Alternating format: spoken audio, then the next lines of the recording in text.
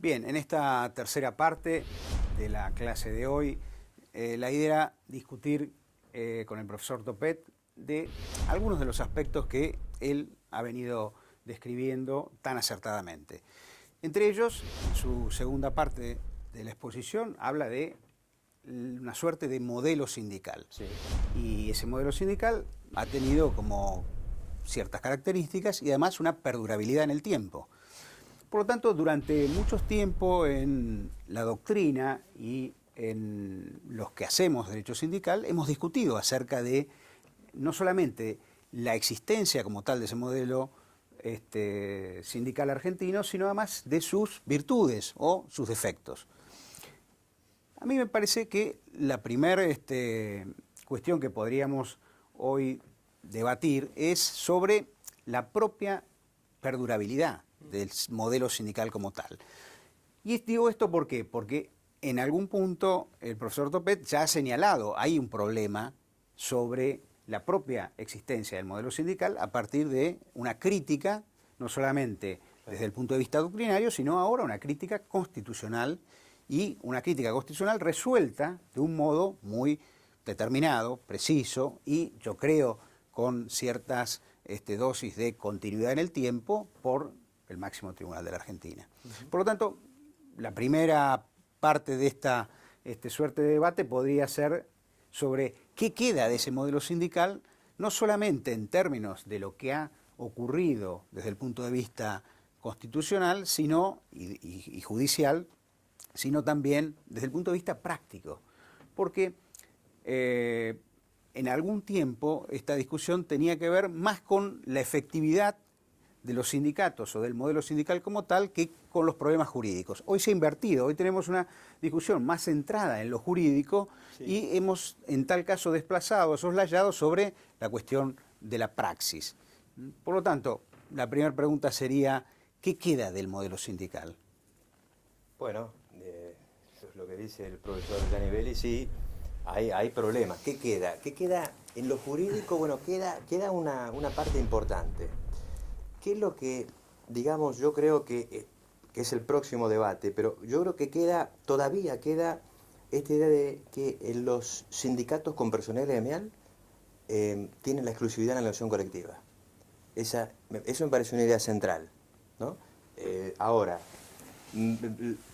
con respecto a lo otro, vos decías, bueno, hay una continuidad histórica, ¿no? Porque yo la intenté describir de alguna manera. El ordenamiento sindical ha mantenido algunas instituciones, pero lo que yo creo que todavía es un desafío es generar esos sindicatos fuertes con capacidad de funcionar como contrapoder. Porque por eso a mí me parece que este sistema tiene mucho de bueno. Porque ¿qué quiero decir yo? Bueno, esto lo hemos discutido en otras ocasiones, porque ha demostrado por sus frutos que era bueno, que representaba, que generó convenio colectivo, que generó representación en la empresa, con sus más y sus menos. Pero digo, eso me parece que es valioso, desde esa perspectiva. Ahora, desde el punto de vista jurídico, claro, ha tenido serios recortes que ya se venían preanunciando, ¿no? Digamos, porque esa confrontación con la norma internacional y esa idea de la Corte de aplicar los criterios de los órganos de control sin ningún tipo de matización, bueno, genera un recorte sin anestesia. Esto es lo primero que se me ocurre proponerte. Bien, me parece que ya has volcado una cantidad de elementos sustantivos e importantes.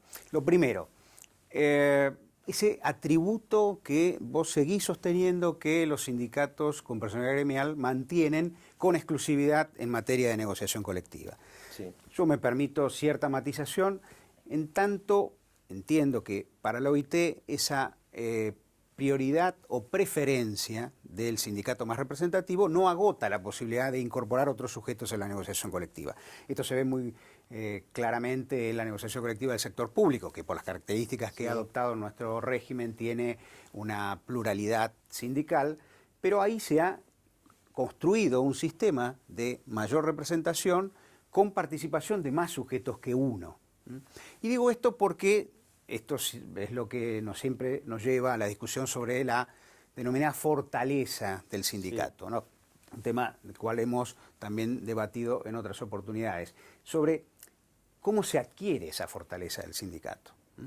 En una versión de un modelo sindical intervenido legalmente, esa fortaleza viene dada por el propio Estado, que dice, este es el sujeto que caracterizadamente nosotros reconocemos como tal y le damos estos atributos, ventajas, prioridades, privilegios. Pero cuando esa fortaleza, comillas, no viene dada por la regulación estatal, ¿cómo se adquiere? ¿Qué otros elementos contribuyen a esa mayor capacidad de representación y de ejercicio de contrapoder, como bien señalaba Pablo?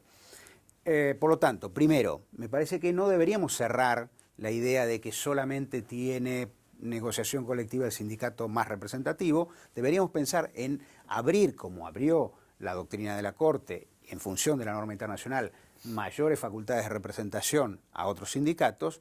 Y digo esto ¿por qué? Porque hoy el mundo sindical argentino se está desenvolviendo fundamentalmente en función de la acción colectiva y del conflicto. Es decir, hoy reconocemos que ya no es tanto la presencia de tal o cual sindicato, sino lo que vemos es tal conflicto o cual conflicto.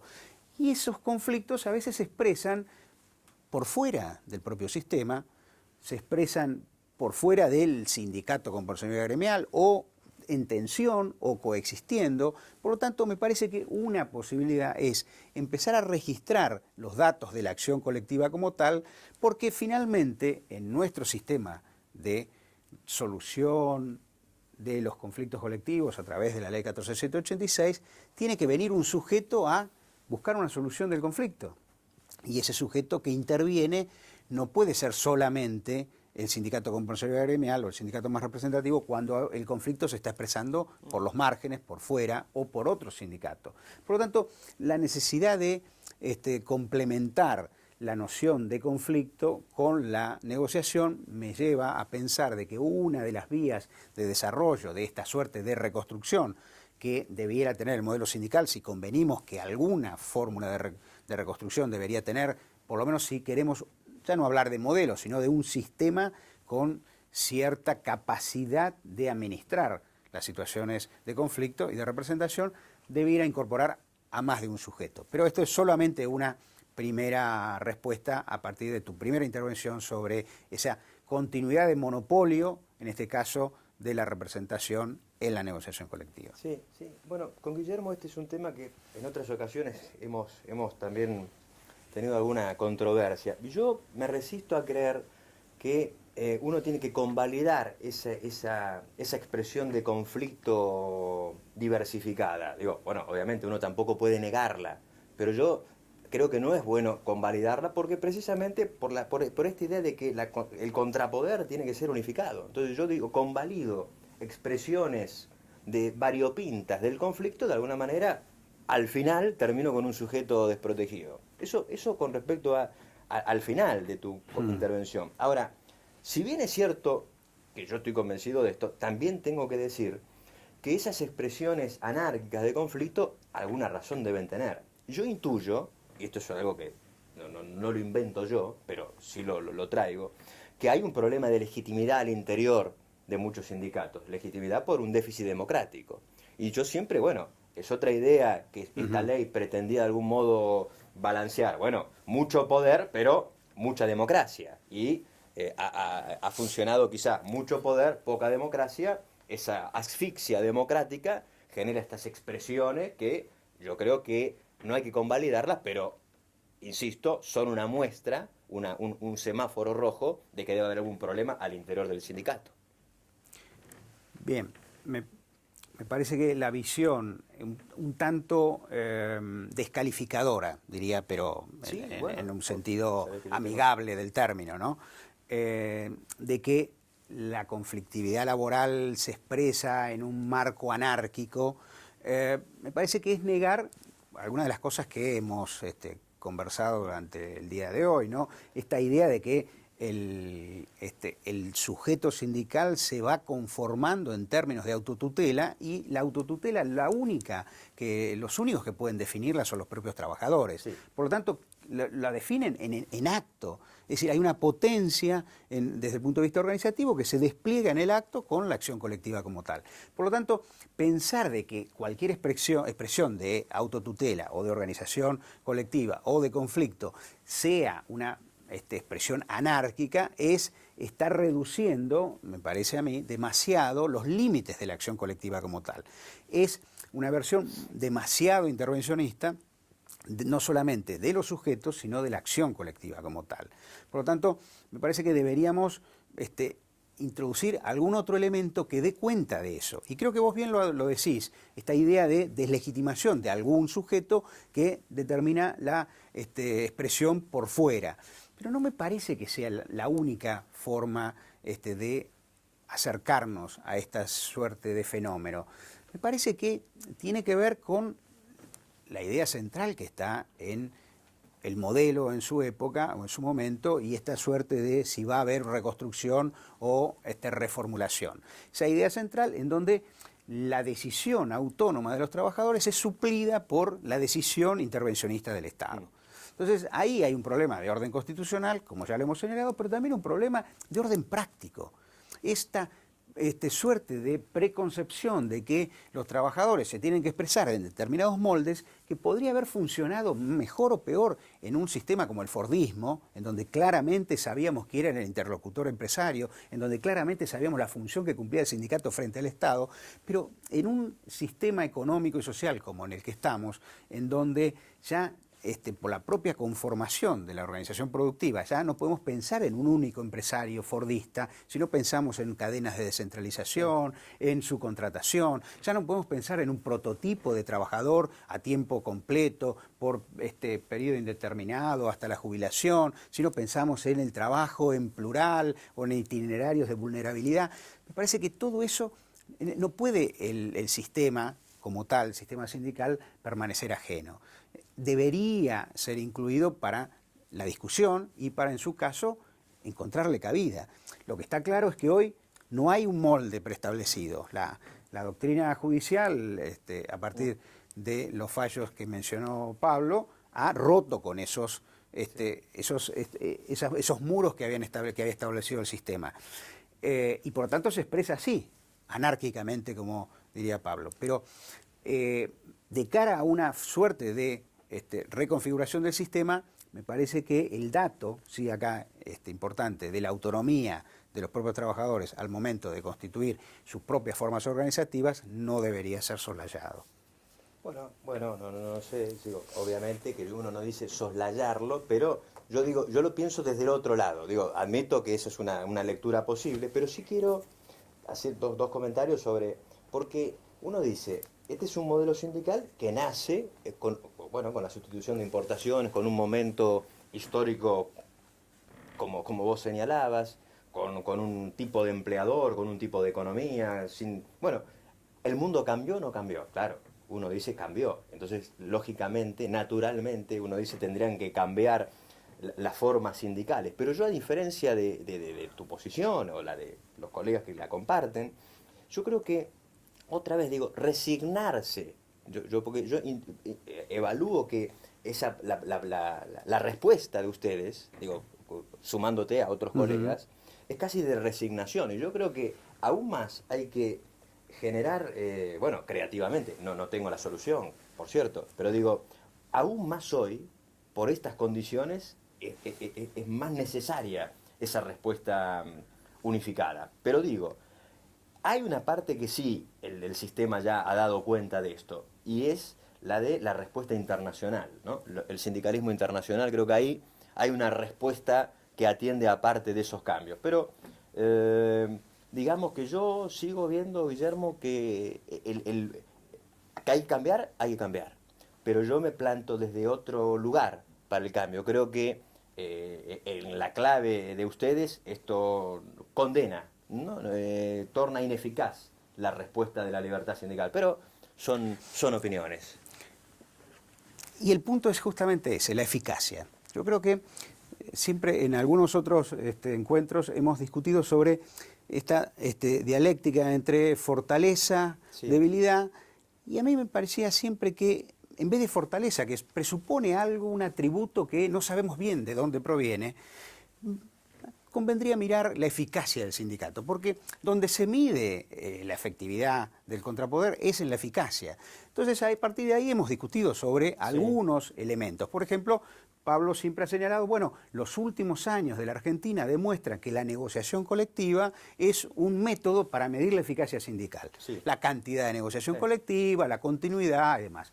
No vamos a entrar en que sí también podría motivar algún intercambio de opiniones, pero además de eso, a mí me parece que otro elemento que también hemos señalado tiene que ver con la representación en el lugar de trabajo, que es algo que te referiste muy bien en tu exposición sobre las características de nuestro modelo de representación también en el lugar de trabajo. Ahí hay también un modelo de representación, pero que en términos de eficacia se ha demostrado que no tiene la fortaleza que podría tener en términos de otras variables distintas que la propia conformación del sujeto como está dado a partir de ese monopolio también de representación del sindicato compulsorio gremial. No quiero abundar en datos, pero compartimos esto que efectivamente hay un déficit de representación en el lugar de trabajo con todo lo que ello trae añadido. Es decir, el lugar preponderante donde se juega, ya no digo el poder, donde se juega la efectividad de la norma.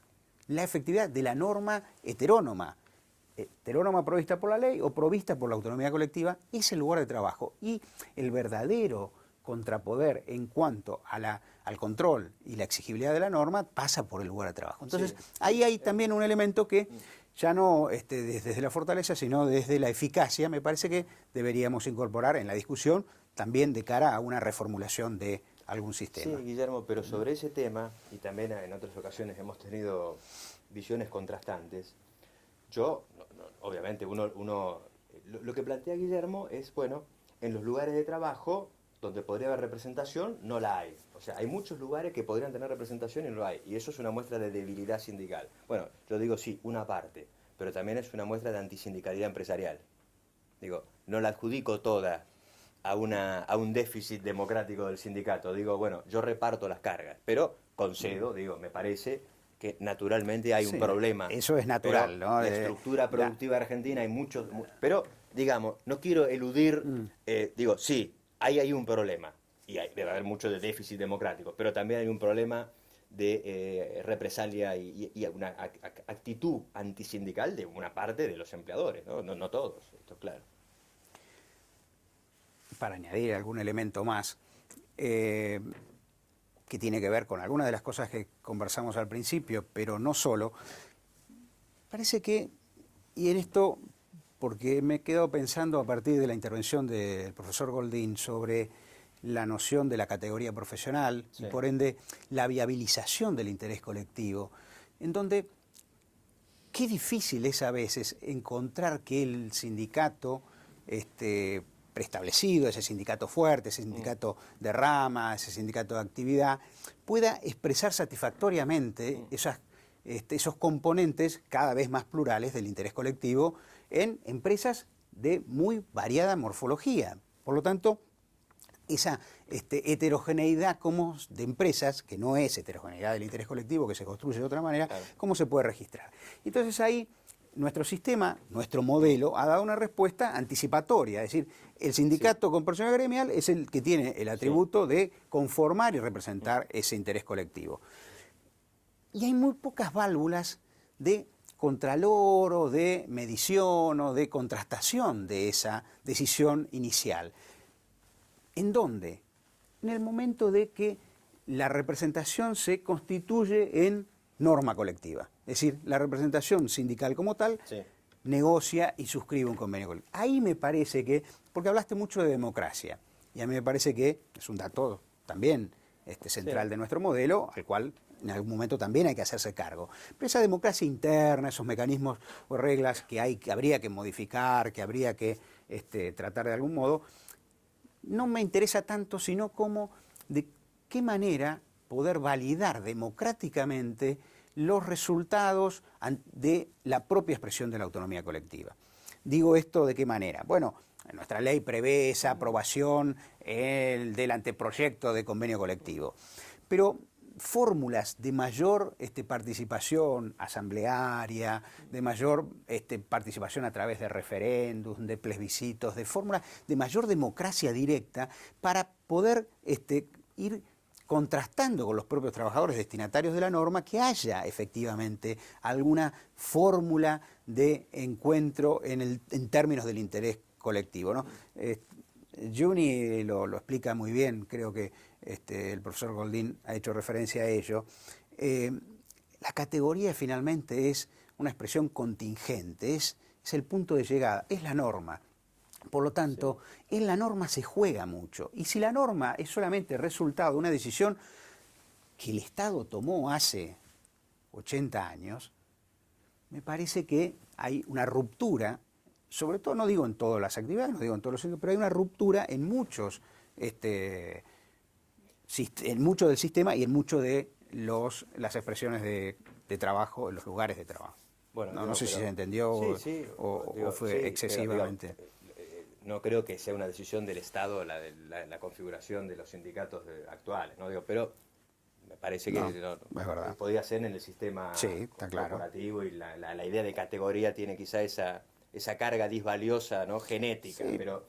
Pero sobre donde sí quiero también tener una posición diferente, con el tema de la democracia sindical y las formas participativas y la contrastación de los resultados. Porque yo, en las clases y con los alumnos y todo, siempre hablo de esta cuestión. Y aunque lo que voy a decir es políticamente hasta incorrecto, no sé, porque supongo que a nadie le puede caer muy bien, pero yo creo que es absolutamente inviable el cumplimiento de esa norma de la ley sindical que dice que hay que, no se sabe bien si hay que mostrar el proyecto, el anteproyecto o el resultado de lo que uno... Peor aún, es impracticable. Digamos, esto es lo que digo, Guillermo, porque ¿cómo se haría? Digo, uno no se puede poner de acuerdo en un lugar donde hay 6 personas y quieren tomar alguna decisión común. Imagínate en sindicatos con 20.000, 30.000, 40.000 afiliados. No quiero, no quiero conceder eso que quizá desde la definición o de principio uno puede decir